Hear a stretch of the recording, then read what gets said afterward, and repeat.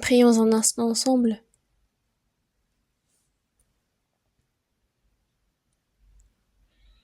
Dieu notre Père qui est miséricordieux, aujourd'hui encore, tu nous guides devant ta parole, tu nous permets de te louer et d'être instruits par ta parole.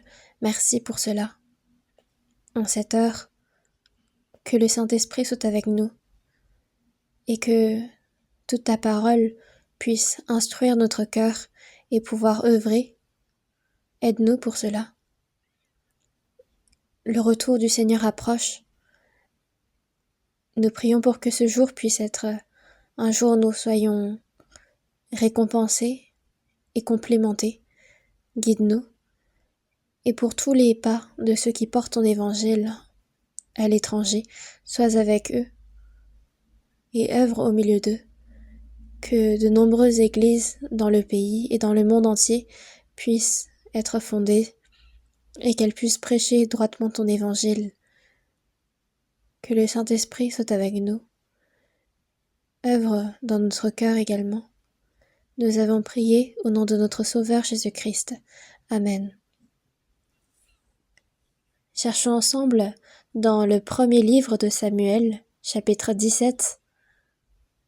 1 Samuel chapitre 17, verset 45. C'est dans l'Ancien Testament.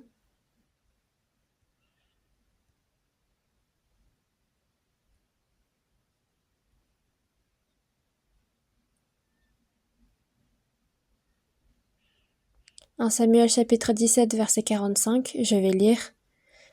David dit aux Philistins, « Tu marches contre moi avec l'épée, la lance et le javelot, et moi, je marche contre toi au nom de l'Éternel des armées, du Dieu des troupes d'Israël que tu as insulté. Aujourd'hui, l'Éternel te livrera entre mes mains, je t'abattrai et je te couperai la tête. Aujourd'hui, je donnerai les cadavres du camp des Philistins aux oiseaux du ciel et aux bêtes de la terre, et toute la terre saura qu'Israël a un Dieu. Et toute cette multitude saura que ce n'est ni par l'épée, ni par la lance que l'Éternel sauve, car la victoire appartient à l'Éternel, et il vous livre entre nos mains. » Aussitôt que le Philistin se mit en mouvement pour marcher au-devant de David, David courut sur le champ de bataille à la rencontre du Philistin.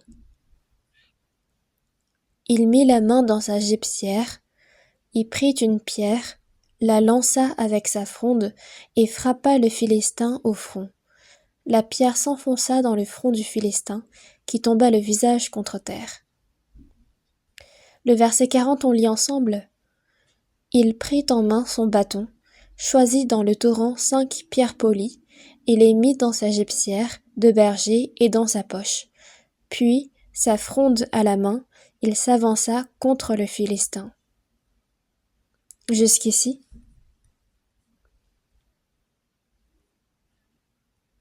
Aujourd'hui, le pasteur Iohan est parti pour participer à la retraite d'hiver du Japon. Du coup, c'est moi qui le remplace. Et aujourd'hui, j'aimerais parler autour de 1 Samuel chapitre 17. Israël est en pleine guerre contre les Philistins. Mais il y a parmi les Philistins un soldat qui est très grand, qui est imposant, et c'est Goliath. Dans la Bible, il est dit que la taille de Goliath est entre 2,90 m et 3,10 m. Donc c'est un géant qui fait aux alentours de 3 mètres de taille. Donc Goliath, qui est au front de son armée, s'écrie de façon arrogante en disant « Choisissez un homme d'Israël qui descende contre moi. Si cet homme peut me battre et qu'il me tue, nous vous serons assujettis, mais si je l'emporte sur lui et que je le tue, vous nous serez assujettis. » Et c'est de cette façon arrogante qu'il insulte Dieu l'Éternel des armées. Mais il n'y avait personne dans le camp d'Israël qui avait le courage de se battre contre lui. Mais David n'avait pas initialement l'intention de se battre, mais parce que ses frères étaient à l'armée, son père lui avait demandé des nouvelles de ses frères, et c'est de cette manière-là que David a été envoyé au front. Et durant sa mission, David a entendu les cris arrogants de Goliath, et il était indigné. C'est ainsi que David a saisi ses pierres avec sa fronde et qu'il a vaincu Goliath. C'est une histoire que nous connaissons bien et nous avons besoin de la méditer aujourd'hui. Comment était-ce possible que David a pu vaincre Goliath ? Je vais vous parler un peu du contexte de façon simple. David, depuis son enfance, a appris à se confier en Dieu. Dès son enfance, David se confiait en Dieu et il plaçait sa confiance en lui. C'est ainsi qu'il a pu se battre contre Goliath et le vaincre. David n'a pas initialement été envoyé au front pour se battre, mais c'est en écoutant la voix de son père pour aller voir ses frères qu'il vainc Goliath. Il y a certains qui essayent de faire de grandes œuvres dès le début, tandis qu'il y en a d'autres qui se voient confier de petites tâches et qui y sont fidèles, et c'est ainsi qu'elles finissent par faire de grandes œuvres. Et David, c'est en remplissant sa mission donnée par son père qu'il rencontre Goliath et qu'il le vainc. Et au quotidien, David paissait ses troupeaux et il avait cette expérience de se battre et de vaincre les lions, les ours qui attaquaient son troupeau. Et c'était grâce à ces expériences qu'il a pu vaincre Goliath. S'il ne les avait pas, il n'aurait pas pu gagner contre Goliath. C'est ce que nous pouvons savoir, que dans notre vie de foi, nous avons besoin de vaincre de petites victoires pour pouvoir remporter de grandes victoires. Goliath était l'un des plus grands soldats et c'est ce que l'armée d'Israël a regardé, mais ils n'ont pas pu regarder Dieu de leurs yeux spirituels. Le point de vue était donc différent. David est arrivé au champ de bataille et quand il a vu Goliath, il n'a pas vu l'homme devant lui, mais il a vu Dieu. De la même façon, quand Saül regardait, il y avait la situation, et la situation était tellement grande que ça l'a aveuglé de Dieu, tandis que David, lui, a vu la même situation, mais il a vu Dieu. De la même façon, de deux hommes, celui qui a une faible foi va regarder juste la situation, tandis que celui qui est ferme dans sa foi va regarder Dieu au milieu de cette situation. C'est pour cela qu'on peut avoir deux perspectives différentes dans une même situation. Et quand David a vaincu Goliath, il n'avait pas porté d'armure. Parce que David s'apprêtait à affronter Goliath, le roi Saül se sentait gêné de l'envoyer sans aucune armure, ni arme. Donc il lui avait proposé de porter sa propre armure, sauf que David était habitué à utiliser sa fronde et des pierres. C'est ce qu'il a décidé au final de choisir. Et si David n'était pas entraîné à la fronde, il n'aurait pas pu vaincre Goliath de cette façon. Goliath était un homme effrayant, c'était un ennemi effroyable. J'avais vu quelqu'un utiliser la fronde à la télé et c'était vraiment une capacité étonnante parce que ils agitent la fronde et ensuite ils lancent la pierre et cette pierre atteint exactement la cible. David était un homme habile dans la fronde, dans l'usage de la fronde. Il était habitué. Et c'était par les choses auquel il était habitué que David s'est avancé vers Goliath et qu'il a gagné. Mais quand on regarde Goliath de l'autre côté, c'était un homme très arrogant, aussi arrogant que sa taille. Et Goliath, c'est vainement qu'il a insulté Dieu et son armée et qu'il l'a menacé. C'est ainsi qu'il est mort. Quand on regarde dans Proverbes chapitre 5, verset 23, il est dit « Il mourra faute d'instruction, il chancellera par l'excès de sa folie ». Et dans la Bible, il est marqué « l'excès de sa folie ». Goliath était certes fort, mais il était tellement ignorant. De toucher à l'armée de Dieu, il ne savait pas à quel point c'était une chose effrayante. Il ne savait pas quelle menace l'attendait quand il a menacé Dieu et son peuple. Donc ceux qui touchent le peuple d'Israël sont vraiment fous et insensés. Et dans la Bible, il est dit que David a pris 5 pierres et il en a lancé une qui a atteint la cible. De la même façon, dans notre vie de foi, ce n'est certes pas Goliath, mais il apparaît parfois des obstacles semblables à Goliath dans notre vie. Soudainement, c'est Satan qui s'attaque à nous. Parfois, c'est notre propre mari qui est Goliath, parfois notre femme, parfois c'est nos propres enfants. C'est pour cela que nous ne pouvons vaincre de nous-mêmes. David a utilisé les pierres pour vaincre. Et nous aussi, dans notre vie, nous devons nous poser cette question. Qu'est-ce que les pierres que nous pouvons lancer contre Goliath? Et la meilleure pierre, c'est la parole de Dieu. Dans la Bible, il est dit, il est écrit, il est écrit.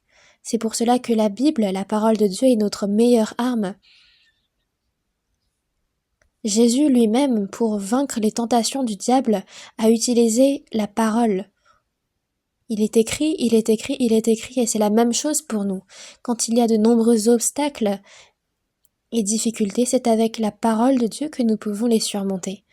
Une chose encore sur laquelle nous devons réfléchir, il y a certains qui disent « Dieu va tout faire, moi je peux rester sans rien faire », mais ce n'est pas le cas.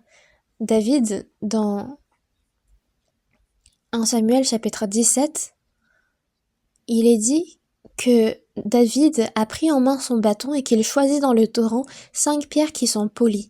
Il n'a pas rien fait, il a choisi 5 pierres qui sont bien polies pour que ces pierres puissent bien s'envoler, que leur vitesse soit conservée. Donc ce n'est pas simplement Dieu qui fait tout, mais au quotidien, il y a des choses que nous devons faire absolument. On doit évangéliser de tous nos efforts, mais on se dit Dieu va tout faire, donc on ne fait rien. Il faut à la fois se confier en Dieu et à la fois faire son travail. De ne rien faire, c'est insensé. Il faut trouver la juste balance. Comment est-ce que David a pu vaincre contre Goliath? C'est parce que dès son enfance, il a été entraîné dans sa foi. Dès son enfance, il a appris réellement à se confier en Dieu. Voyons ensemble dans Psaume chapitre 71. Psaume chapitre 71, verset 5.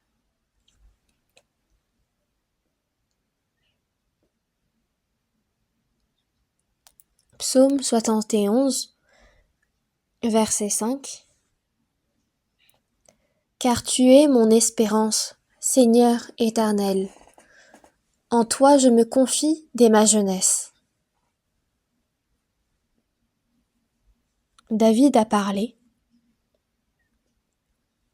Seigneur éternel, tu es mon espérance. David avait pour espérance son Seigneur, Dieu. En toi je me confie dès ma jeunesse. Dès son enfance, David se confiait entièrement en Dieu. Dans le verset 7, il est dit « Je suis pour plusieurs comme un prodige, et toi, tu es mon puissant refuge. » Je suis pour plusieurs comme un prodige, c'est-à-dire qu'il est connu.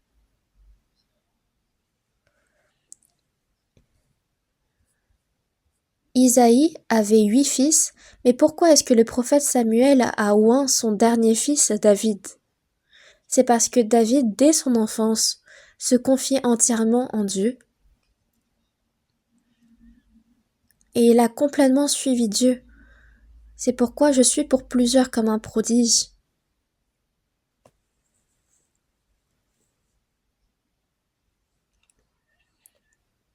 Jacob avait 12 fils, mais qui parmi ses fils s'est confié complètement en Dieu? Parmi les 10 premiers fils de Jacob, les 11 premiers fils, il y avait Jacob qui s'est en particulier confié en Dieu. Et donc, qu'est-ce qui a fait de lui un homme spécial? Pourquoi est-ce qu'on a dit de lui qu'il va être plus puissant que ses frères, qu'il va être plus grand que les autres? C'est parce que David et Jacob, les deux, se confient encore plus dans le Seigneur. Ici au verset 7, je suis pour plusieurs comme un prodige, c'est-à-dire qu'il était spécial. Y avait-il vraiment besoin de se confier en Dieu autant? C'était ainsi qu'avait vécu David dès son enfance, en paissant son troupeau.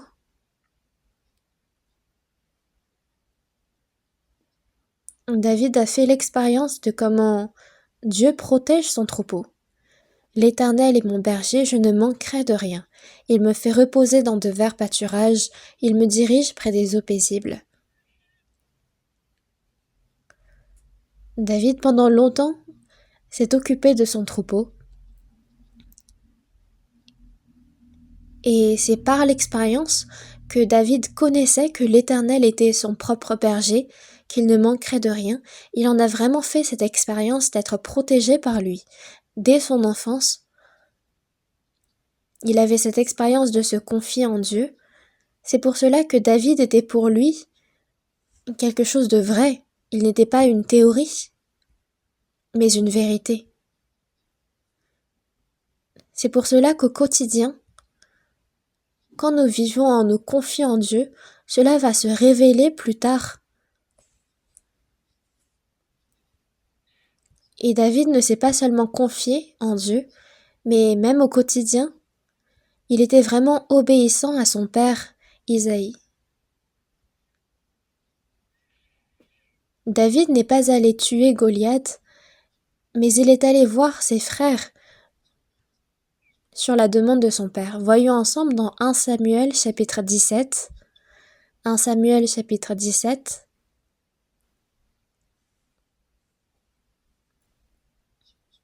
Verset 17.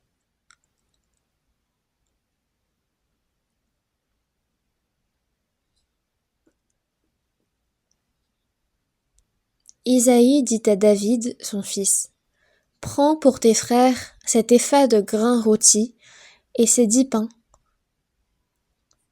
et cours au camp vers tes frères. Porte aussi ces 10 fromages au chef de leurs milliers. Tu verras si tes frères se portent bien, et tu m'en rapporteras des nouvelles sûres. »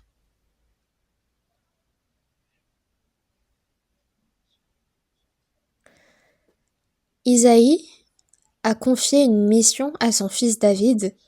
David n'a pas fait quelque chose de grand, il a tout simplement obéi à la demande de son père. C'était la même chose pour Saül avant qu'il devienne roi. Il était fils de Kis, et son père lui avait demandé de retrouver son âne perdu. Et en obéissant à sa demande, Saül a rencontré le prophète Samuel, et c'est ainsi qu'il a été oint, et qu'il est devenu roi. Joseph également, c'était sur la demande de son père, Jacob, qu'il est allé voir ses frères à Hébron. Parce que ses frères étaient en plein travail, ils travaillaient à Hébron. Jacob, leur père, a demandé à Joseph d'aller voir comment travaillaient ses frères. Et il a parcouru environ 80 kilomètres. À 19 ans, c'est une grande chose de parcourir 19 kilomètres à pied. Mais à Hébron, ses frères n'étaient plus, et il a dû aller de nouveau à Sichem pour retrouver ses frères. Donc ça fait au total 104 kilomètres environ qu'il a parcouru. Mais ses frères le haïssaient, ils étaient fous de jalousie, et ils l'ont vendu auprès de marchands égyptiens. Et c'est pendant des années que Joseph a souffert en Égypte et qu'il est finalement devenu ministre dans le pays. À notre époque, quand notre Père nous confie des tâches, est-ce qu'il y a des personnes ici qui marchent pendant des centaines de kilomètres pour remplir cette tâche? Un tel homme serait vraiment grand. Et de la même façon, David, c'est en remplissant la mission confiée par son père qu'il a fini par tuer Goliath. C'était la même chose également pour Ruth, qui a suivi sa belle-mère. Mais sa belle-mère n'avait pas de quoi manger. C'est pourquoi elle est allée glaner dans les champs de Boaz. Et c'est là qu'elle a rencontré Boaz, qu'elle a pu épouser. Donc, Ruth n'était pas partie dans les champs pour se marier, mais elle est allée travailler pour nourrir sa belle-mère. C'est pour cela que les choses quotidiennes sont vraiment importantes. Comment est-ce que Rebecca est devenue la femme d'Isaac? Elle était partie puiser de l'eau au puits, mais il y a un étranger qui est venu s'approcher d'elle. C'était le serviteur d'Abraham qui lui a demandé de l'eau. Elle avait déjà sur elle des vases d'eau, et non seulement elle lui a donné de l'eau, mais elle est également allée puiser de l'eau à tous ses chameaux. Et savez-vous que les chameaux, quand ils boivent de l'eau, ils boivent environ 80 litres? Donc, s'il y en avait plusieurs, ça veut dire que pour une dizaine de chameaux, elle devait puiser 800 litres d'eau. Donc ça a dû prendre des heures et des heures, mais finalement, elle est devenue la femme d'Isaac, et même pour devenir sa femme, elle a dû parcourir des dizaines de kilomètres pour le rencontrer. Donc ce n'est pas une grande œuvre qui fait de nous des grandes personnes, mais c'est peu importe ce qu'on fait, quand on est fidèle dans les petites œuvres, le Seigneur nous sert pour de grandes œuvres. Et c'est aux personnes qui sont fidèles dans les petites œuvres qui leur ont été confiées que le Seigneur leur confie de grandes œuvres.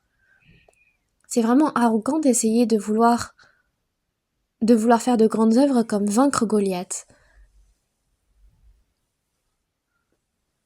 Et un homme nommé Job, la raison pour laquelle Dieu a accordé de grandes souffrances, c'est parce que initialement dans la Bible est écrit à quel point Job était fidèle au quotidien. Et parce qu'il était déjà ferme dans les bases de sa foi, que même si tous ses enfants sont morts en un jour, que tous ses serviteurs, ses biens se sont envolés, c'est parce que Dieu avait vu toute sa fidélité au quotidien qu'il a accordé ces grandes souffrances. Il n'aurait pas accordé ces mêmes souffrances à n'importe qui. Donc le quotidien est vraiment important. Et donc il faut constamment se nourrir, régulièrement se nourrir, bien dormir, et c'est ainsi qu'on grandit dans la chair également. Et de la même façon, pour grandir dans la foi, il faut être régulier au quotidien. Donc le quotidien est vraiment important. Et si on néglige toute cette partie, alors plus tard, on va chanceler et tomber facilement. Un grand arbre n'est pas grand dès le début, mais il grandit petit à petit et c'est sur des années entières qu'il devient grand. David avait vraiment cette expérience dès sa jeunesse. Voyons ensemble dans 1 Samuel chapitre 17 verset 34. 1 Samuel chapitre 17 verset 34, David parle à Saül.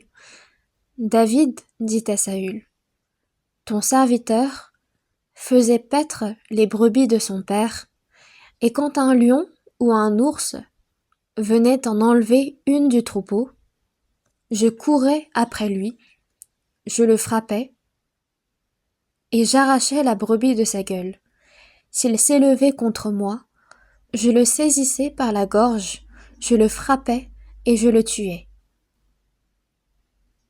C'est ainsi que ton serviteur a terrassé le lion et l'ours, et il en sera du Philistin, de cet incirconcis, comme de l'un d'eux, car il a insulté l'armée du Dieu vivant. Lisons ensemble le verset 37. David dit encore: L'Éternel, qui m'a délivré de la griffe du lion et de la patte de l'ours, me délivrera aussi de la main de ce Philistin. Saül dit à David: Va, et que l'Éternel soit avec toi.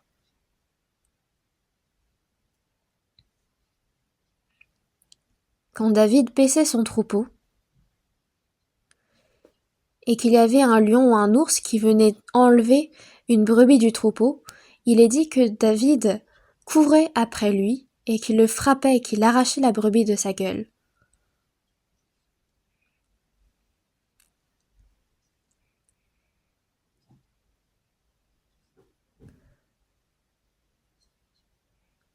C'est ainsi que ton serviteur a terrassé le lion et l'ours, et il en sera du Philistin de cet incirconcis, car il a insulté l'armée du Dieu vivant. David a vaincu l'ours et le lion, et ce Philistin, bien qu'il soit grand, je le frapperai et je le tuerai, comme cet ours et ces lions. Mais comment était-ce possible qu'un jeune enfant comme David ait pu vaincre et tuer le lion et l'ours? On a dit que David, dès son enfance, s'est confié en Dieu, et il avait une force incomparable. Voyons ensemble dans Psaume chapitre 18. Psaume chapitre 18.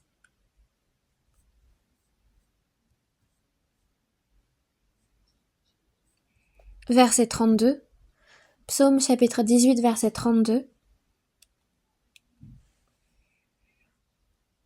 C'est Dieu qui me ceint de force et qui rend ma voie parfaite. Il rend mes pieds semblables à ceux des biches, et il me place sur mes lieux élevés. Il exerce mes mains au combat, et mes bras tendent l'arc d'airain. Ici, il est dit, c'est David qui parle. C'est Dieu qui me ceint de force. Donc qu'avait David? Il avait la force que Dieu lui donnait. Et encore, il rend mes pieds semblables à ceux des biches. David était vraiment rapide. Et encore, il exerce mes mains au combat. Dieu lui faisait voir toutes ses faiblesses et il l'éprouvait. Et mes bras tendent l'arc d'airain. Qu'est-ce que cela veut dire? Pour pouvoir tendre l'arc d'airain, on avait besoin d'une force supernaturelle. Donc ce n'était pas seulement Goliath qui était fort, mais David également avait une force spéciale. Il fallait être spécial pour pouvoir gagner contre l'ours ou le lion. Celui qui au quotidien mène bien sa vie de foi, il a une force qui lui vient de Dieu. Dans Psaume chapitre 29 verset 11, il est dit: l'Éternel donne quoi à son peuple? Il est dit: l'Éternel donne la force à son peuple. Il bénit son peuple et le rend heureux. C'est à son peuple, à celui qui est fidèle, que Dieu donne sa force. Donc celui qui, au quotidien, mène sa vie de foi de façon régulière et constante, c'est celui-là qui obtient la force de surmonter les épreuves de la part de Dieu. N'est-ce pas ceux dont nous faisons l'expérience? David, ce n'est pas par sa propre force qu'il a vaincu l'ours et le lion, mais c'est par la force que Dieu lui donne. Joseph c'est parce qu'il a obéi à ses parents au quotidien que Dieu lui a accordé ses songes et la force de les réaliser. Voyons également dans dans 1 Samuel chapitre 17, verset 37. 1 Samuel chapitre 17, verset 37, David dit encore, L'Éternel qui m'a délivré de la griffe du lion et de la patte de l'ours, me délivrera aussi de la main de ce Philistin. Ici, il parle bel et bien de ses expériences. Dieu a accordé ces expériences à David. L'expérience de vaincre contre le lion et l'ours. Et parce qu'il a cette expérience d'avoir été délivré de la griffe du lion et de la patte de l'ours, David avait cette foi qu'il sera également délivré de la main de ce Philistin. David a été éprouvé à travers le lion, l'ours, au quotidien, dès son enfance. Et c'est ainsi qu'il a cette expérience d'être délivré par Dieu. Et l'expression ici qui est importante, c'est « L'Éternel qui m'a délivré me délivrera aussi de la main de ce Philistin ». C'est ainsi que notre foi grandit. Et nous voyons également que dans le futur, David va être grandement éprouvé. Vous n'imaginez pas toutes les souffrances que David a vécues dans toute sa vie. Il avait cette expérience de d'être vainqueur contre le lion et l'ours, contre Goliath, et au milieu de toutes ces difficultés qu'il a vécues dans sa vie, il en est ressorti vainqueur. Et quand Absalom se révolte contre lui, son propre fils, et qu'il essaye de le tuer, David a dû fuir les pieds nus. Et quand le peuple tout entier criait la ruine de David, que tout le monde disait que c'était perdu pour lui, David a su garder l'espérance. Pourquoi ? Parce qu'il était éprouvé, il a été éprouvé jusqu'ici. Et parce que David a eu cette expérience que Dieu l'aidait dans toutes ses difficultés jusqu'à maintenant, il avait pu garder la foi en ce que Dieu le garderait aussi. Voyons ensemble dans Psaume chapitre 3. C'était au moment où David était le plus en difficulté.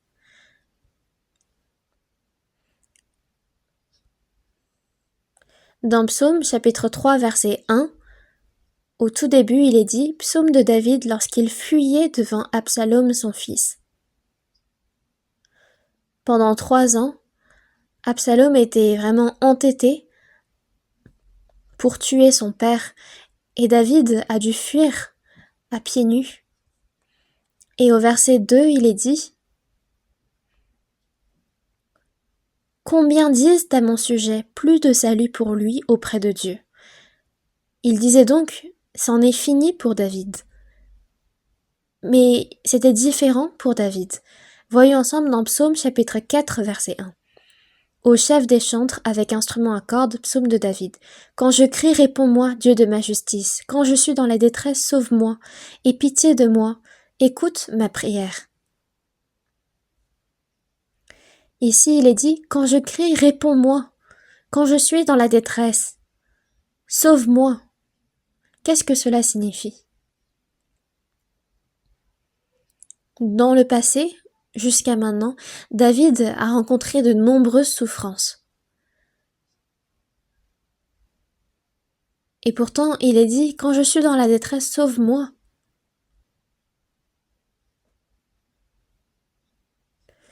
C'est que jusqu'à maintenant, dans la détresse, Dieu m'a sauvé.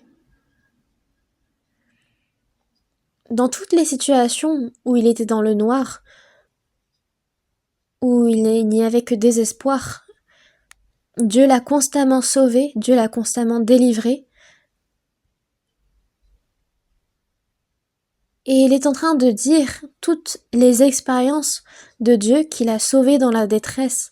C'est pour cela que même maintenant, quand il est dans la détresse, il peut dire « Sauve-moi ». Quand je suis dans la détresse, sauve-moi. Qu'est-ce que cela signifie ? C'est que Dieu le sauve à tous les égards.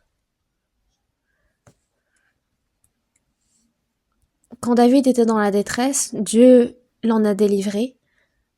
Et quand il était de nouveau dans la détresse, Dieu l'en a délivré encore. C'est pour cela que le cœur de David s'est encore plus élargi. Et parce qu'il a cette expérience d'être délivré dans la détresse encore et encore, sa pensée est devenue plus profonde, sa personnalité est devenue plus grande. Il est devenu un grand homme qui en connaissait beaucoup sur la vie. Donc c'est pour cela que nous avons certes besoin de connaissances, mais nous avons aussi besoin de beaucoup d'expérience.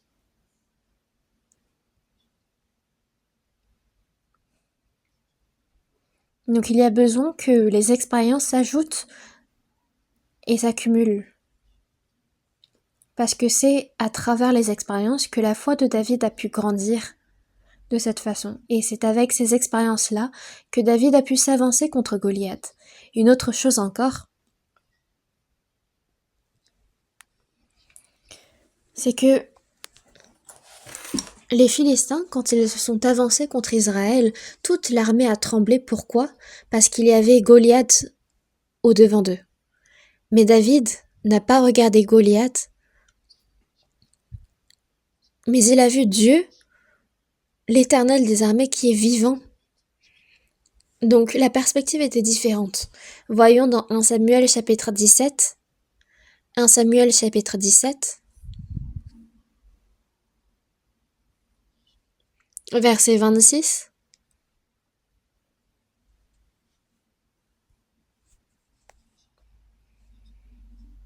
David dit aux hommes qui se trouvaient près de lui: Que fera-t-on à celui qui tuera ce Philistin et qui ôtera l'opprobre d'Israël? Qui est donc ce Philistin, cet incirconcis, pour insulter l'armée du Dieu vivant?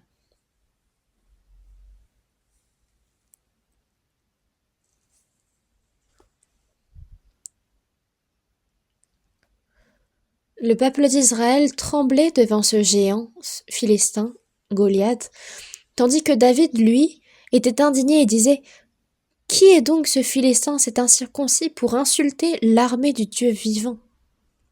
Du Dieu vivant.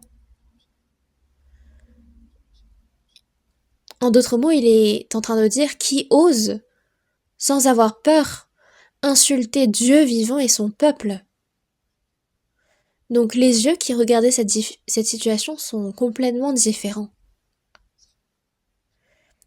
La vie de foi, ce n'est pas de regarder la situation, mais c'est de regarder Dieu dans cette situation-là. C'est ça la foi. Quand on est faible dans la foi, on ne sait pas quoi faire, comment réagir face à une situation. Même encore aujourd'hui, dans notre vie,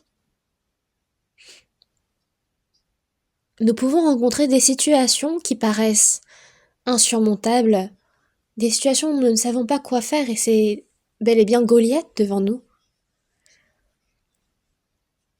Mais il y a la promesse de la parole de Dieu qui dit qu'il est avec nous. Et cette parole vivante, il y a des personnes qui regardent cette parole et qui regardent Dieu vivant. Tandis qu'il y en a d'autres qui pensent: Dieu ne connaît pas ma situation, il ne sait pas quelle est l'ampleur de ma difficulté.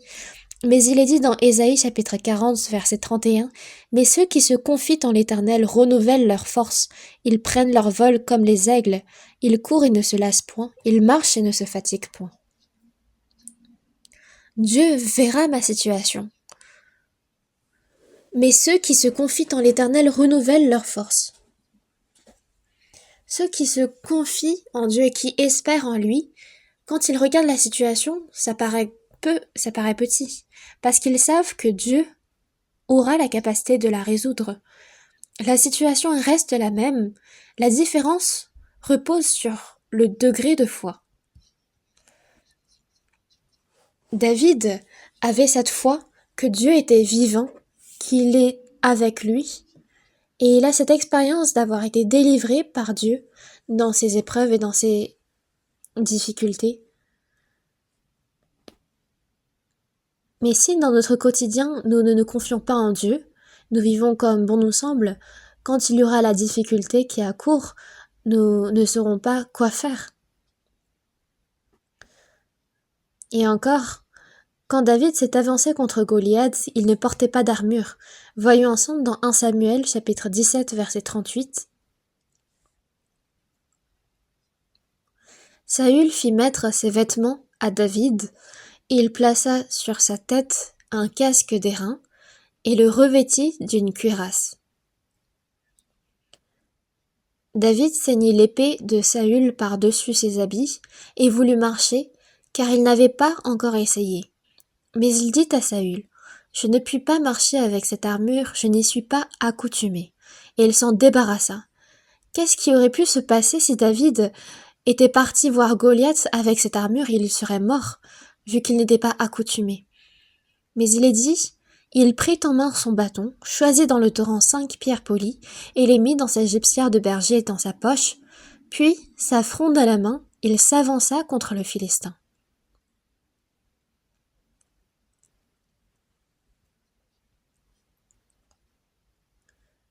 Et c'est avec les choses auxquelles il était accoutumé dans son quotidien que David s'est avancé contre Goliath.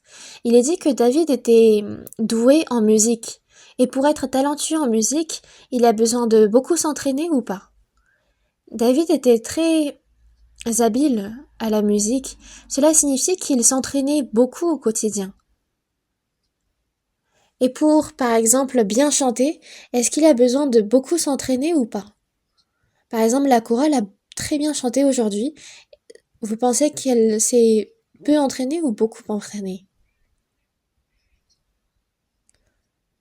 De la même façon, David aimait beaucoup son troupeau. Et parce qu'il avait ce cœur de vouloir garder son troupeau, est-ce que vous pensez que pour garder son troupeau, il s'est entraîné ou pas? Il a dû tellement s'entraîner. Et parce qu'il avait ce cœur de vouloir protéger ses brebis, qu'il a dû sûrement s'entraîner énormément à tourner la fronde et à lancer des pierres. Est-ce que vous pensez que David n'était pas entraîné à lancer des pierres et que c'est le Seigneur qui a fait tout son travail tout seul? C'est parce que David était habitué à lancer des pierres avec sa fronde que Dieu lui a permis d'atteindre sa cible. Par exemple, il y a quelqu'un qui a dit « Moi, je veux absolument entrer à l'université de Séoul. » Et cette personne faisait énormément de services dans l'église, mais il n'étudiait pas du tout.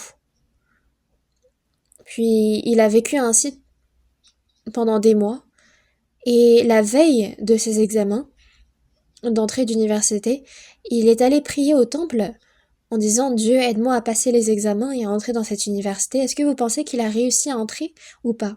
Non, il n'a pas réussi. David, c'est avec des pierres et avec la fronde à laquelle il était accoutumé qu'il a lancé ces pierres. Donc c'est à travers les choses auxquelles nous sommes accoutumés que nous pouvons rendre gloire à Dieu.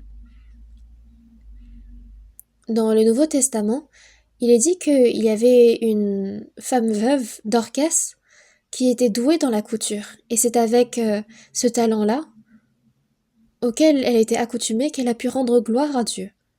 Il y a également Shamgar qui tua des gens pendant la guerre avec un aiguillon à bœuf. Donc c'est avec les choses auxquelles nous sommes accoutumés que nous pouvons rendre gloire à Dieu. Puis il est dit que la bataille avec Goliath s'était passée sur la vallée des Térébintes. Il est dit que la vallée faisait environ 800 mètres de longueur, et entre les deux camps, il y avait un fleuve qui coulait entre le camp des Philistins et le camp des Israélites. Donc quand David était arrivé au camp du peuple d'Israël, il avait saisi 5 pierres bien polies du fleuve qui séparait les deux camps. Puis ensuite, il a traversé le fleuve et il est allé voir Goliath. Et dans 1 Samuel chapitre 17 verset 4, voyons ensemble. 1 Samuel chapitre 17 verset 4. Un homme sortit alors du camp des Philistins. Il se nommait Goliath de Gath. Il avait une taille de 6 coudées et un empan.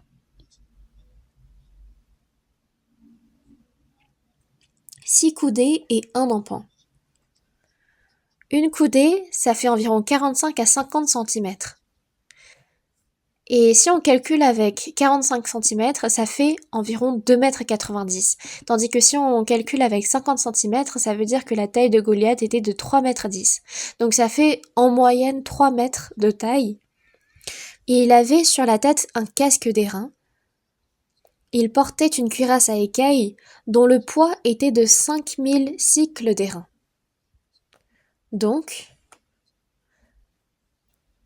le poids de la cuirasse de Goliath était de 5000 cycles d'airain, ce qui signifie environ 57 kg. Il avait aux jambes une armure d'airain et un javelot d'airain entre les épaules. Le bois de sa lance était comme une ensouple de tisserand, et la pointe de sa lance pesait 600 cycles de fer. Ça fait 6,8 kg. Donc, si la pointe de la lance pesait seulement, si seulement la pointe de la lance pesait 6,8 kg, c'est-à-dire que la lance tout entière pesait encore plus. Celui qui portait son bouclier marchait devant lui. Donc Goliath est apparu avec cette apparence effrayante, puis il a insulté l'armée de Dieu et il a semé la peur dans toute l'armée. Et il peut arriver dans notre vie des Goliaths qui apparaissent et qui sèment l'effroi. Et dans ce monde, il y a beaucoup de personnes qui sont malheureuses. Par exemple, Judas Iscario, à l'époque de Jésus, celui qui était le plus proche, au plus proche de lui, et qui l'a trahi pourtant, pour des pièces d'argent. Il est devenu l'homme le plus malheureux. Et Pilate également. Il n'y a pas 2-3 personnes qui ont émis un mauvais jugement. Mais pourquoi est-ce que Pilate a été le seul qui a été insulté autant? C'est parce qu'il a mal jugé Jésus. Il n'y a pas que Judas Iscario qui a vendu des hommes pour quelques pièces d'argent, et pourtant pourquoi est-ce que Judas Iscario est le plus méprisé dans la Bible? C'est parce qu'il a vendu Jésus.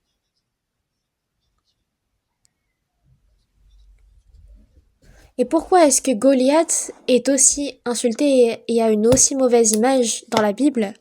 C'est parce qu'il a insulté l'armée de Dieu et le nom de Dieu lui-même. Sûrement qu'il avait une idole qu'il servait. Dans 1 Samuel chapitre 17 verset 43, le Philistin dit à David: « Suis-je un chien pour que tu viennes à moi avec des bâtons, et après l'avoir maudit par ses dieux ?»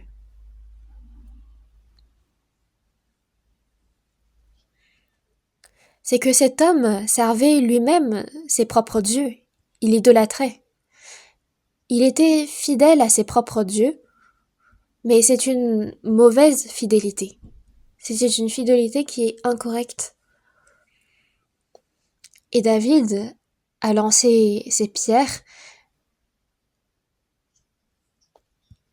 et dans le verset 49, il mit la main dans sa gibecière, il prit une pierre, la lança avec sa fronde, et frappa le Philistin au front. La pierre s'enfonça dans le front du Philistin qui tomba le visage contre terre.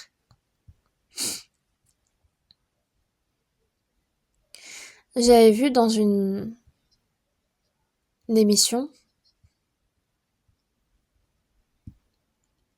que les casques des Philistins étaient construits en sorte que le front était découvert. Donc c'était logique que Goliath a été frappé au front, et les Philistins, en voyant cela, ont été surpris et ils ont changé le design du casque de façon à ce que le front soit également protégé par la suite. En général, de mourir frappé par une pierre, c'est que la pierre représente la justice. Par exemple, Abimélec, qui a tué ses propres frères, les fils de Gédéon, a été tué par une pierre lancée par une femme. Donc d'être frappé par une pierre, c'est comme si on était frappé par la justice de Dieu et qu'on est châtié par sa fureur.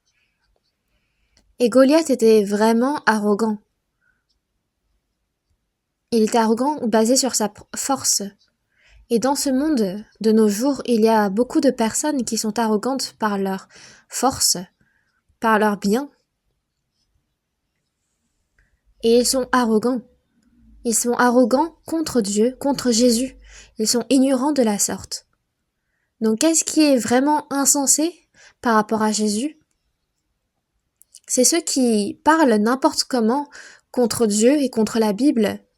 C'est les plus insensés des insensés. Ce Goliath, ici, a insulté Dieu et son armée, c'était vraiment insensé et ignorant de sa part. Voyez notre siècle. Il y a des hommes qui parlent n'importe comment sur Dieu et contre Dieu. Les athées et ceux qui croient incorrectement. Tous ceux qui croient en la théorie de l'évolution, ils sont tellement insensés. Dans la Bible, il est dit qu'il faut naître de nouveau, mais ceux qui disent pas besoin de naître de nouveau, c'est tous ceux qui s'opposent complètement à la Bible. Ce sont vraiment des personnes insensées.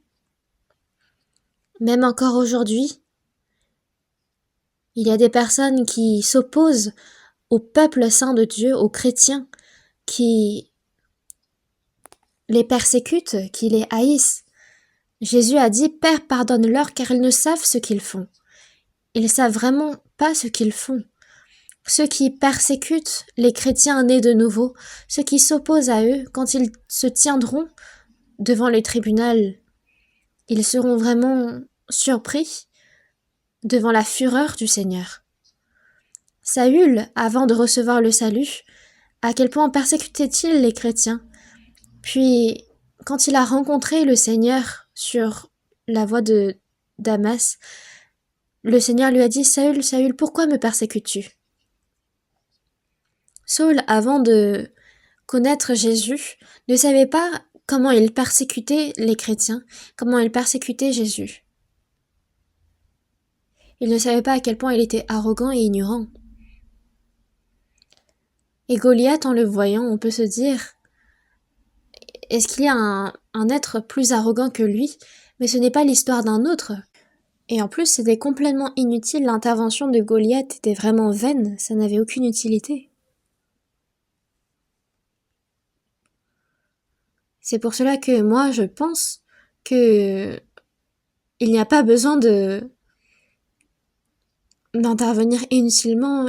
On peut bien vivre notre vie tranquillement et dans le silence, mais c'est vraiment une chose effroyable. Et même de devenir prédicateur, c'est une chose effrayante. C'est la vie d'un homme est entre nos mains. Parmi les araignées, vous avez vu comment elles tissent leur toile et qu'elles attrapent leur proie?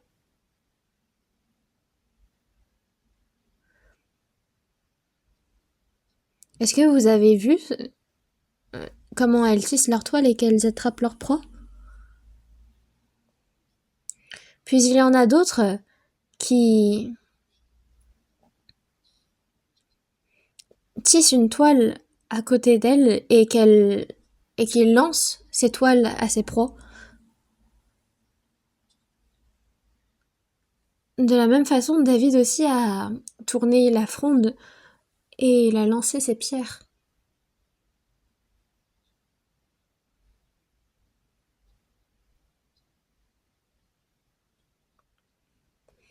Donc David a été vraiment éprouvé à de nombreuses reprises pour lancer ses pierres avec la fronde. Et quand David a rencontré Goliath, il a remporté la victoire, la bataille avec cette fronde. Et nous-mêmes, dans notre vie de foi, nous pouvons rencontrer des obstacles, des difficultés semblables à Goliath. David a utilisé la fronde avec les pierres pour vaincre contre Goliath. Mais notre vie, en réalité, est semblable à un champ de bataille. Nous sommes sur un champ de bataille. Mais la bataille appartient à Dieu. Voyons ensemble dans 1 Samuel, chapitre 17, verset 47. Verset 47, on lit ensemble. « Et toute cette multitude saura que ce n'est ni par l'épée, ni par la lance que l'Éternel sauve. Car la victoire appartient à l'Éternel, et il vous livre entre nos mains. » David a parlé et il a dit « La victoire appartient à l'Éternel. » La victoire appartient à l'Éternel. C'est que la victoire est à Dieu. Non, de gagner ou de perdre dans une bataille, ça revient à Dieu, ça repose sur lui. Même dans notre vie de foi, en réalité, toute notre vie, nous menons une bataille de la foi. Et même cette bataille-là appartient à Dieu.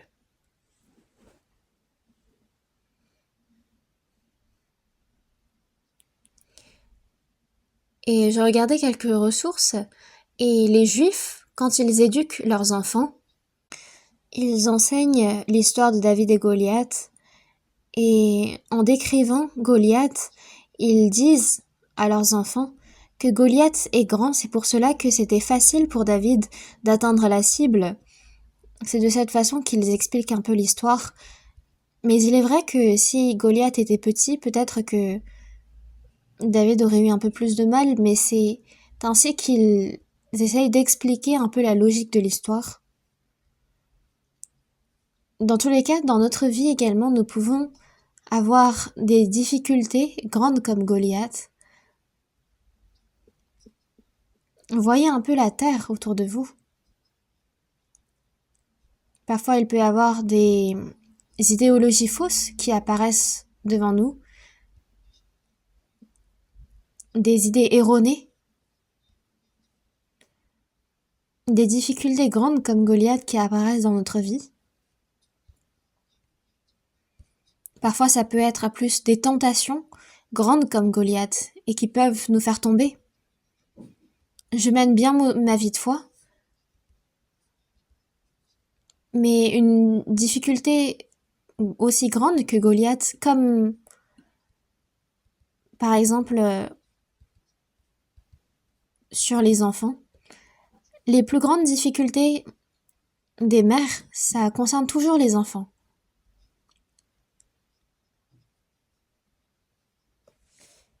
Et il faut vraiment faire attention à ne pas dire « Ah ma sœur, tu avais vraiment une grande foi, mais juste à cause de cette petite difficulté, tu faiblis. »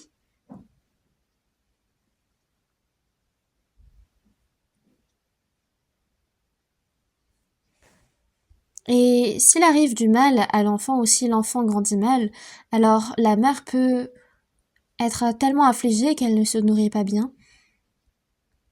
Elle peut être vraiment secouée dans sa foi. Donc il faut vraiment faire attention à ne pas juger les sœurs qui sont dans ce genre de difficultés.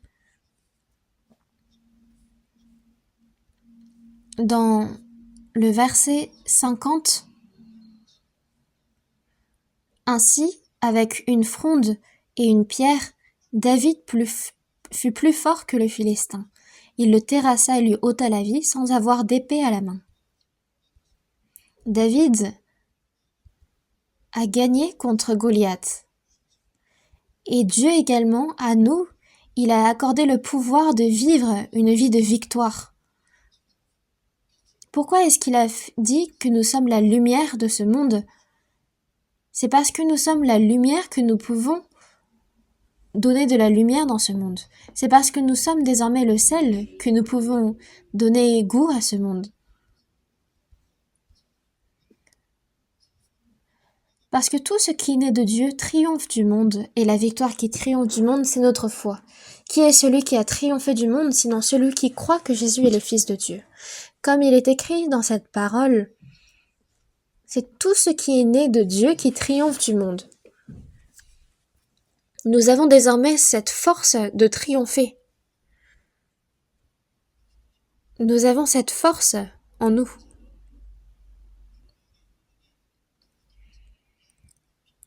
Malgré le fait que ses 10 frères le haïssaient autant et le persécutaient, Joseph a surmonté tout cela, toutes ces persécutions. Malgré le fait qu'il a connu énormément de souffrances en Égypte, il a tout surmonté. Il a même surmonté la tentation de la femme de Potiphar et finalement, il est devenu ministre. Jacob également a triomphé contre Ésaü, contre son propre oncle maternel Laban. Et finalement, il s'est battu contre l'homme de Dieu et il a reçu sa bénédiction. David a gagné contre Goliath, il a gagné contre Saül. Et Dieu demande à nous également de gagner dans notre vie de foi. David a pris 5 pierres polies. Il en a utilisé une pour frapper Goliath. Et dans la Bible, le chiffre 5 peut représenter le péché, peut représenter l'impudicité,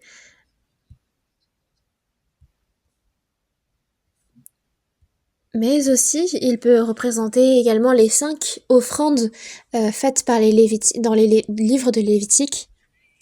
Et aussi dans Ésaïe chapitre 9 verset 6, quand on appelle, il y a 5 noms donnés à Jésus, on l'appellera admirable, conseiller, Dieu puissant, Père éternel, prince de la paix.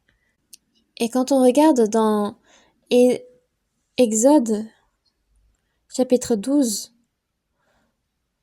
il apparaît 5 fois le mot grâce. Et vu qu'on parle du chiffre 5, on va également chercher dans 1 Corinthiens chapitre 14. 1 Corinthiens chapitre 14 verset 19.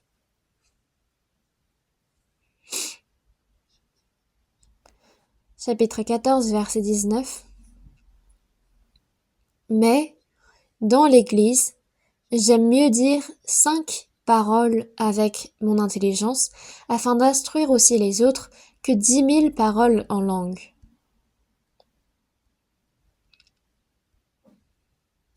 Ici, il est dit, j'aime mieux dire 5 paroles avec mon intelligence que 10 000 paroles en langue. Donc ici, 5 paroles signifie 5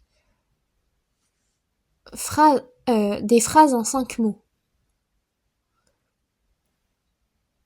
Donc c'est mieux de dire des phrases en 5 mots avec l'intelligence que 10 000 paroles en langue. Donc on parle de 5 mots ici, 5 paroles.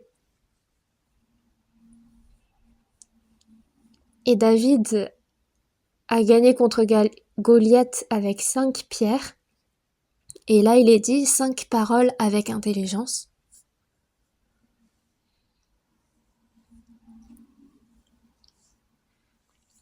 Donc quand on lit la Bible et qu'on la comprend, c'est beaucoup mieux.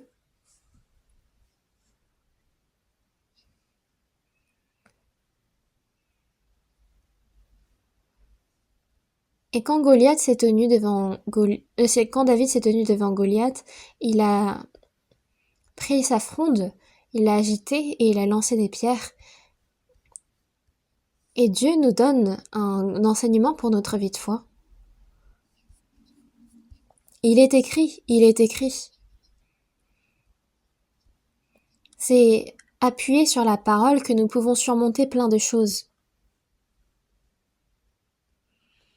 Et dans cette scène où David remporte la bataille contre Goliath avec ses pierres, il n'y a pas de meilleure arme pour nous que de lancer la parole de Dieu quand nous sommes devant des difficultés. Voyons ensemble dans Matthieu chapitre 4.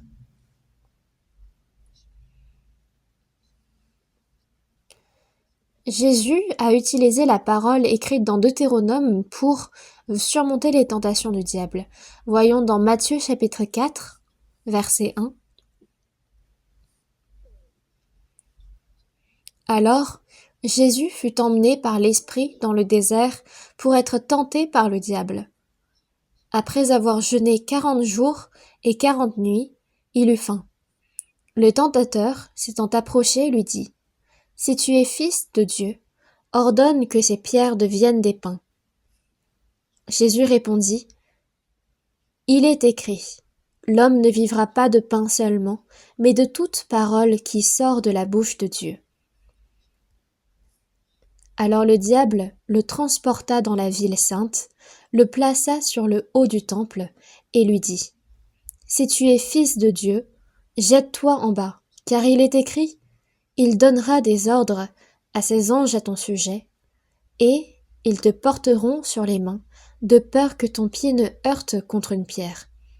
Jésus lui dit: Il est dit encore: Tu ne tenteras point le Seigneur ton Dieu. Le diable le transporta encore sur une montagne très élevée, lui fit voir tous les royaumes du monde et leur gloire, et lui dit: Je te donnerai toutes ces choses si tu te prosternes et m'adores.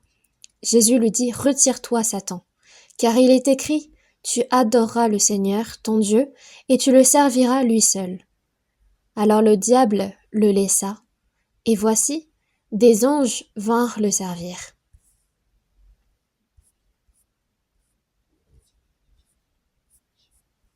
Si Jésus n'avait pas revêtu la chair, il n'aurait pas été tenté, parce que au Tout-Puissant, il n'y a pas de tentation. Mais que Jésus soit venu, revêtu de chair, et qu'il ait été tenté, c'est qu'il représentait l'humanité tout entière. Donc, que Jésus soit tenté, c'était pour nous représenter et pour servir de modèle à nous tous. Et bien qu'il soit de chair, il ait pu surmonter cette tentation. Donc il montre par là qu'il est notre sauveur. Il a été tenté, mais il est sans péché. Le premier homme, Adam, a échoué, mais Jésus, qui est venu comme le deuxième homme, a réussi et il a surmonté cette tentation. Adam est tombé face aux fruits qui paraissaient bons à manger, intelligents, bons à ouvrir l'intelligence. Mais Jésus, quand il a été tenté de 3 manières. Quand il jeûnait pendant 40 jours et 40 nuits, il eut très faim. Donc il a été tenté une première fois sur les choses de la chair, par des pains qui avaient l'air délicieux, puis ensuite, Satan voulait le faire jeter en bas du temple. Et troisièmement, il lui a fait voir tous les royaumes du monde et leur gloire. Donc, les désirs, l'orgueil de la vie. Mais Jésus a surmonté toutes ces choses par la parole. Il est écrit, au verset 4, au verset 7 et au verset 10. Donc, Jésus a surmonté les tentations toujours par la parole. Et ces 3 tentations, Jésus a utilisé la parole de Dieu pour gagner contre Satan. C'est comme David qui a agité la fronde et qui a lancé ses pierres pour tuer Goliath. De la même façon, Jésus a lancé la parole de Dieu pour gagner contre Satan. Il en va de même pour notre vie de foi. Quand on se penche sur cette parole, on voit les moyens d'attaque de Satan. Ordonne que ces pierres deviennent des pains. Ici, on voit que Satan essaye de nous tenter en disant « L'homme ne vit que par le pain ». Et d'autres hommes disent « L'homme ne vit que par l'esprit ». Mais ça aussi, c'est faux. Jésus a dit « L'homme ne vivra pas de pain seulement ». Cela signifie que nous avons besoin de pain également. Mais l'homme ne vit que d'esprit seulement, ça aussi c'est faux. Puis la deuxième tentation, c'était le diable qui le transporte et le place sur le haut du temple et qui lui dit jette-toi en bas. Il dit jette-toi, suicide-toi. Toutes ces pensées que que le diable donne, nous incitent à agir de notre plein gré contre Dieu.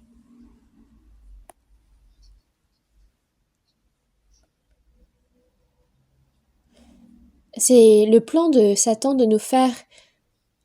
porter notre cœur vers les choses de ce monde.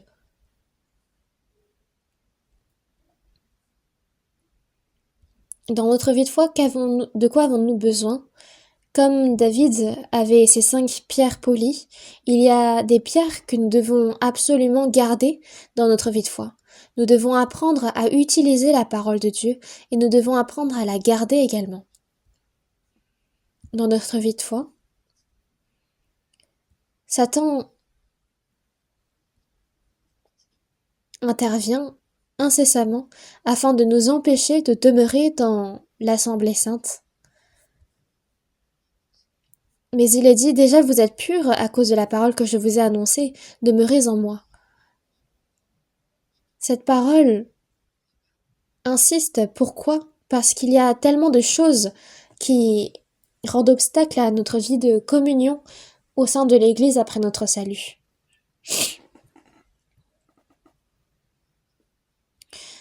Après mon salut, j'étais tellement heureux de recevoir ce salut.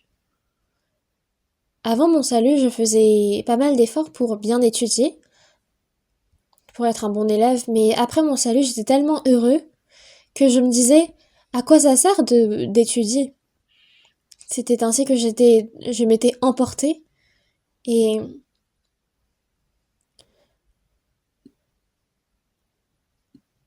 alors que avant, pendant mes premières années de collège, de lycée, je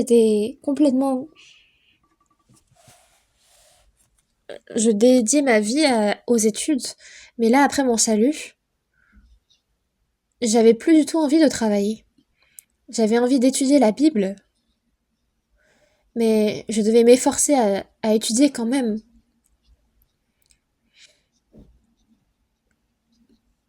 Et après, on me disait, tu es chrétien, donc il faut que tu mènes bien ta vie de foi.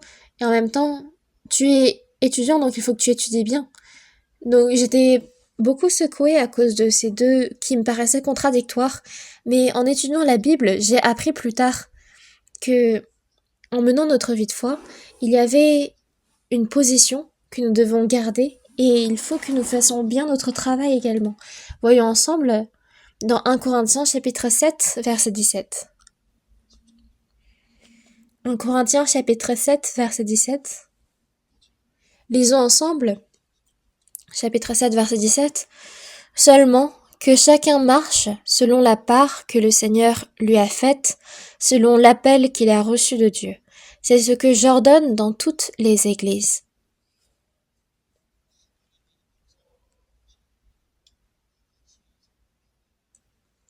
Que chacun marche selon la part que le Seigneur lui a faite, selon l'appel qu'il a reçu de Dieu. C'est ce que j'ordonne dans toutes les églises.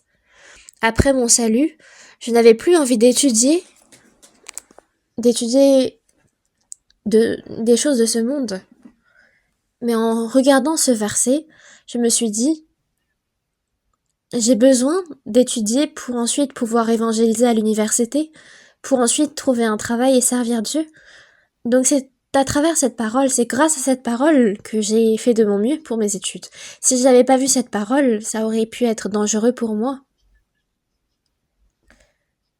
Donc, pour bien mener sa vie de foi, on a besoin d'être fidèle dans notre position. Donc, quand il y a la parole de Dieu, ça nous remet droit dans le bon chemin. Et après mon salut, j'avais aussi eu ce genre de doute. Après le salut, on devient chrétien et il y a eu beaucoup de chrétiens dans l'histoire qui ont été persécutés et faits martyrs. Qu'est-ce qui arriverait si je deviens martyr? S'il y a des personnes anti-chrétiens qui viennent et qui me disent est-ce que toi tu crois en Dieu, tu crois en Jésus, et qui me menacent avec des armes ou alors qui vont déchirer ma peau si je dis que je crois en Jésus. J'avais vraiment peur en pensant à ça, mais c'est cette parole qui m'a affermie. C'est dans 1 Corinthiens chapitre 10, verset 13. 1 Corinthiens chapitre 10, verset 13. Aucune tentation ne vous est survenue qui n'ait été humaine, et Dieu qui est fidèle ne permettra pas que vous soyez tentés au-delà de vos forces. Mais avec la tentation, il préparera aussi le moyen d'en sortir afin que vous puissiez la supporter. Le Seigneur est vraiment sincère, il est vraiment honnête, et il ne permettra pas que nous soyons tentés au-delà de nos forces. Mais avec la tentation, il préparera aussi le moyen d'en sortir, afin que nous puissions la supporter. Même le martyre n'est pas accordé à n'importe qui. Il y a ce qu'on appelle des degrés de foi, des niveaux de foi. Donc s'il y a quelqu'un qui s'inquiète d'être fait martyr, que ses 10 enfants soient morts, que ses richesses s'envolent, c'est des souffrances qui ne sont pas accordées à n'importe qui, mais c'est accordé au niveau de foi de la personne. Donc quand je m'inquiétais d'être fait martyr au début, quand j'ai été sauvée, je me suis dit aucune tentation ne nous est survenue qui n'ait été humaine. Il est vrai que nous rencontrons plein de souffrances. Mais en regardant cette parole, je comprenais tout de suite. C'est dans Ecclésiaste chapitre 7.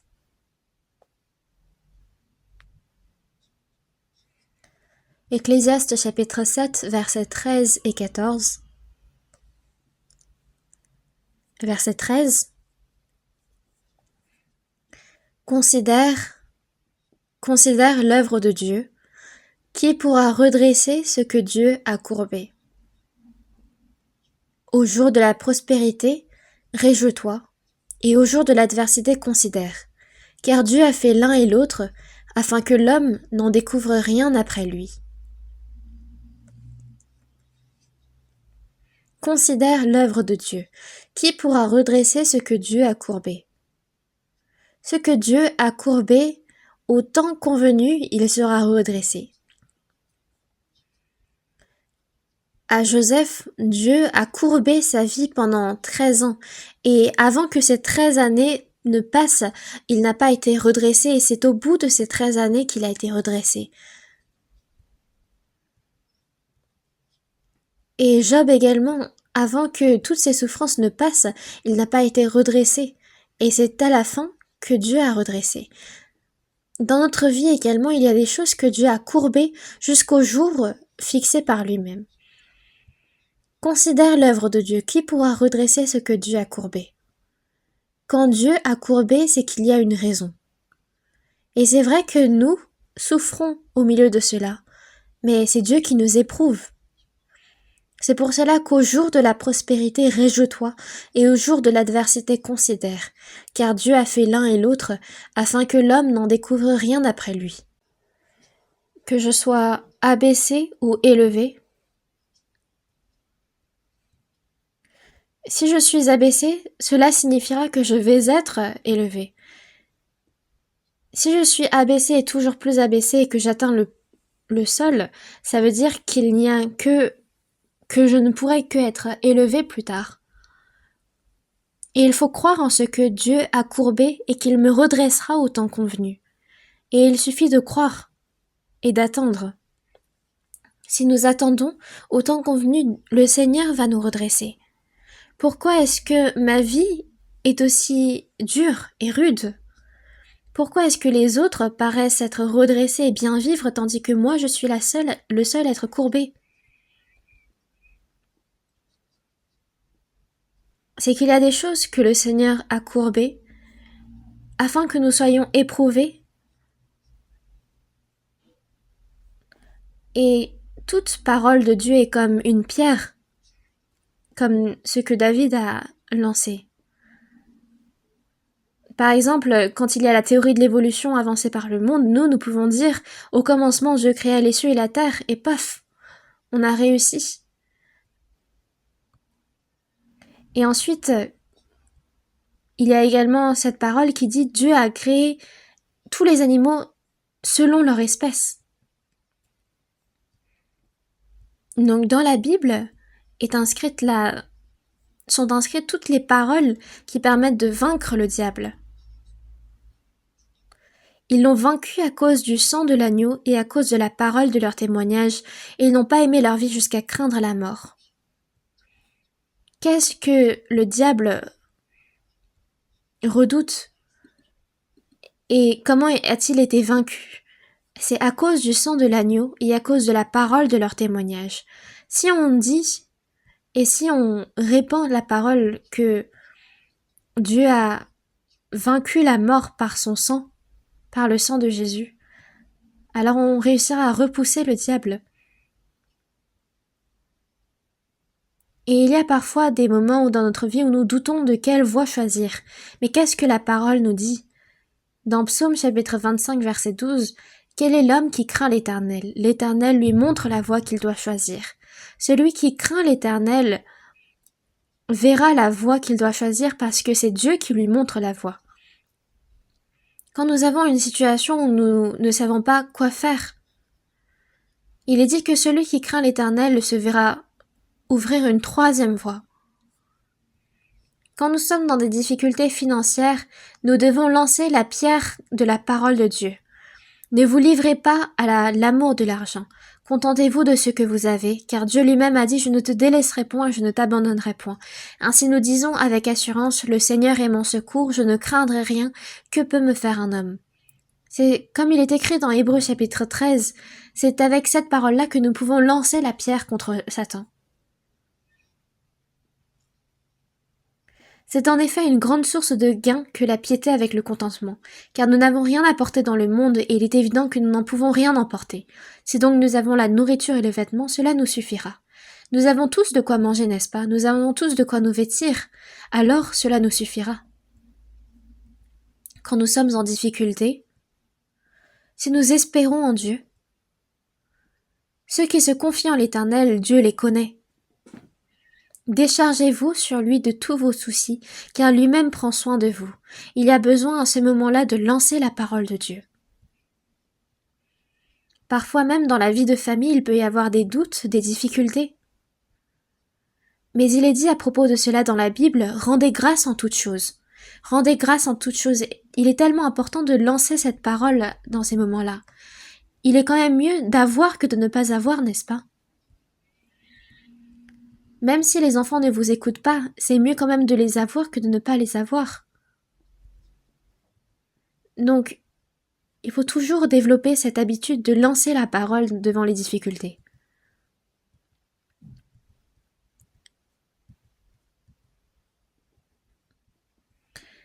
Et en particulier, nous pouvons rencontrer de très grandes souffrances. Et au milieu des souffrances, il faut savoir jeter la parole exacte de Dieu. Dans Cantique des Cantiques, il est dit « Avant que souffle la brise du jour et que s'enfuient les ombres, j'irai à la montagne de la myrrhe et à la colline de l'encens. »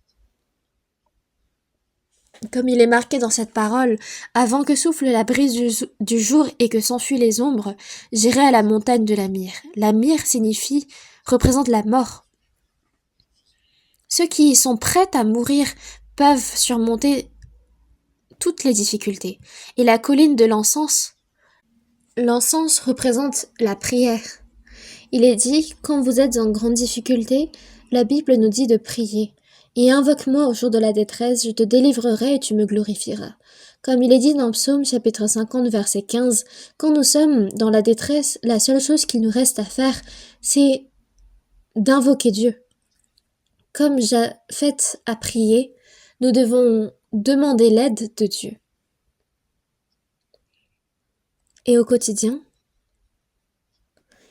nous ne devons pas dire « l'évangélisation ne marche pas, ça ne marche pas ». Mais comme il est dit dans la Bible « j'ai cru, c'est pourquoi j'ai parlé », nous devons garder la parole de Dieu dans notre cœur et nous devons lancer la parole au temps convenable. Comme David a lancé la pierre. Quand nous gardons la parole de Dieu, quand nous la récitons, la mémorisons, dans les moments de grande difficulté, cette parole ressortira. Ce n'est pas efficace de parler longtemps et longuement, mais juste quelques mots une parole, j'ai cru, c'est pourquoi j'ai parlé, cette parole-là sera efficace. Il peut y avoir également des tentations concernant le sexe opposé. Mais qu'est-ce que Joseph a dit? Comment ferais-je un aussi grand mal et pécherais-je contre Dieu? Comment ferais-je un aussi grand mal et pécherais-je contre Dieu? C'est tellement bien de pouvoir ressortir ce genre de paroles face aux tentations.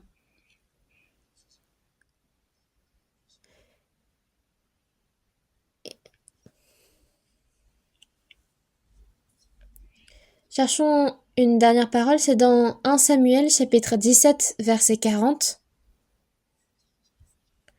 Revoyons ensemble dans le verset 40. Il prit en main son bâton, choisit dans le torrent 5 pierres polies, et les mit dans sa gibecière de berger et dans sa poche. Puis, sa fronde à la main, il s'avança contre le Philistin.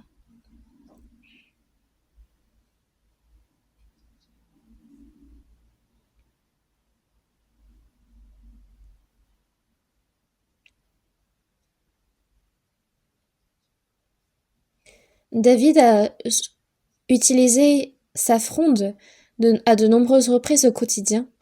Il était accoutumé à l'utiliser et il a choisi 5 pierres polies, ce qui lui a permis à ce qu'elles soient bien lancées. Parce que quand on utilise ce genre de pierre, ce genre de fronde, c'est beaucoup plus efficace quand les pierres sont rondes, bien polies. Et qu'est-ce que l'ange de l'Éternel avait dit quand il est apparu devant Gédéon? Il a dit: «L'Éternel est avec toi, vaillant héros.» Mais c'était au moment où Gédéon se cachait. Pourquoi a-t-il dit cela alors? C'est parce que Dieu le savait. Dieu a dit: «Va avec cette force que tu as.» Quand on lit la Bible,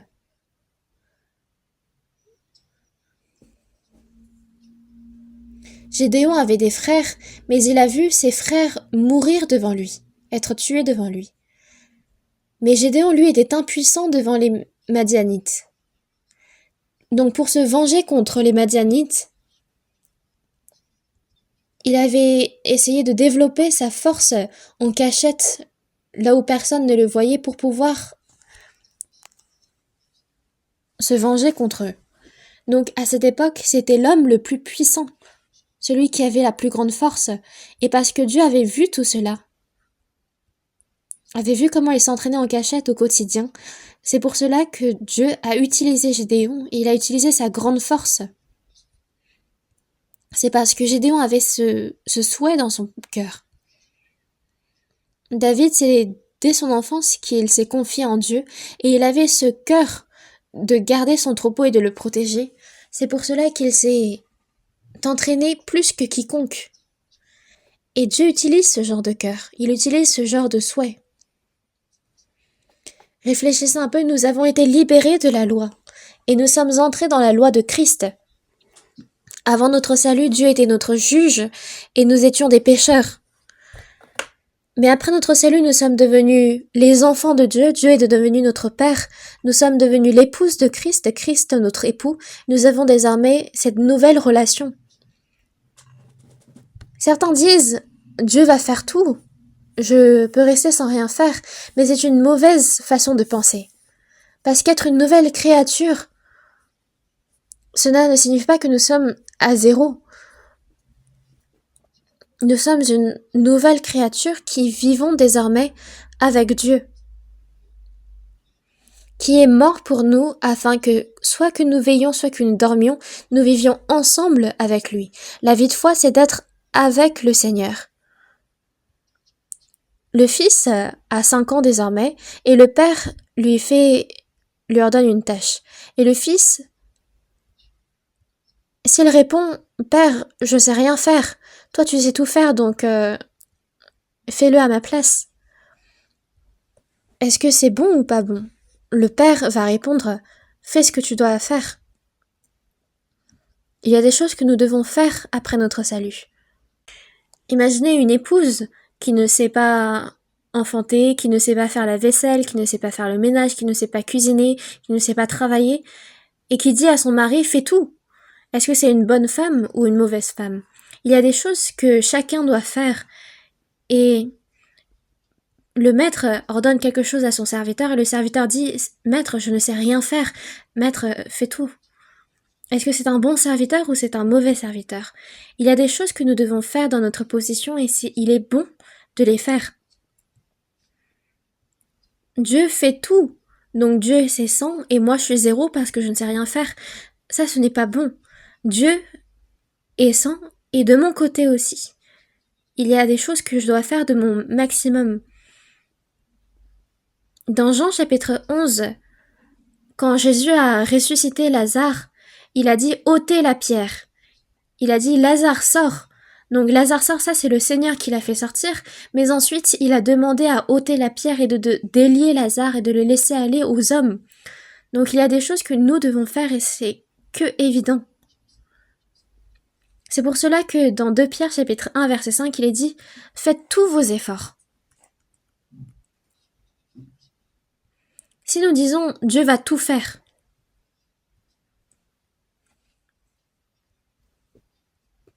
mais que nous ne faisons pas ce que nous devons faire, ce n'est pas bon. Il y a des choses que nous devons faire et nous devons les faire en faisant tous nos efforts.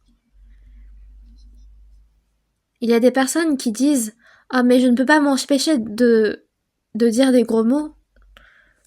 J'étais comme ça dès la naissance. » Est-ce que c'est quelqu'un qui fait de son mieux ou c'est quelqu'un qui ne fait pas d'efforts? Imaginez qu'on vous dit « Si vous ne dites pas de gros mots, alors il y aura toujours, chaque jour, 1000 € qui va rentrer dans votre compte bancaire. » Alors est-ce que vous allez dire des gros mots ou pas? Ça va être trop facile. Donc c'est évident et c'est bon. C'est juste de faire ce que nous devons faire. David a simplement fait ce qu'il devait faire. Et dans notre quotidien, il y a des choses que nous devons faire et c'est ça que le Seigneur utilise. Si par exemple, chaque jour, nous lisons 10 chapitres de la Bible, il y a 1000 € qui entrent dans notre compte bancaire.